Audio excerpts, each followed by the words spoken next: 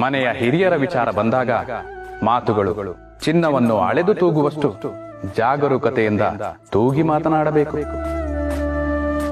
ಮೊದಲೇ ದೈಹಿಕವಾಗಿ ಶಕ್ತಿಯನ್ನು ಕಳೆದುಕೊಂಡಿರುವ ಜೀವಗಳಿಗೆ ನಾವು ಎಲ್ಲರಿಗೂ ಭಾರವಾಗಿದ್ದೇವೆ ಎನ್ನುವ ಭಾವನೆಯೇ ಹೆಚ್ಚು.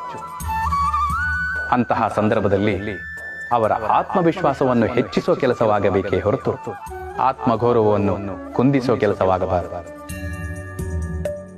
ಮಕ್ಕಳು ಶತ್ರುಗಳಾಗಿ ಬದಲಾದರೂ ಅವರಿಗೆ ಒಳಿತನ್ನೇ ಬಯಸಿ ಹರಸೋ ಜೀವಗಳು ಯಾರಾದರೂ ಇದ್ದರೆ ಅದು ಹೆತ್ತವರು ಮಾತ್ರ. ನಿಮ್ಮಿಂದ ಅದೆಷ್ಟೇ ತಪ್ಪಾದರೂ ಮೊದಲು ಕ್ಷಮಿಸಿ ನಂತರ ತಿಳಿ ಹೇಳುವ ಜೀವಗಳಿದ್ದರೆ ಅದು ಹಿರಿಯರು ಮಾತ್ರ. ಮನೆಗೊಂದು ಮಗು ಹೇಗೆ ಮುಖ್ಯವೋ ಹಾಗೆ ಆ ಮಗುವಿನ ಸರ್ವತೋಮುಖ ಸಂಸ್ಕಾರಯುತ ಬೆಳವಣಿಗೆಗೆ ಹಿರಿಯರು ಅಷ್ಟೇ ಮುಖ್ಯ. ಅವರು ಮುದುಕರಲ್ಲ, ಅನುಭವದಲ್ಲಿ ಧನಿಕರು.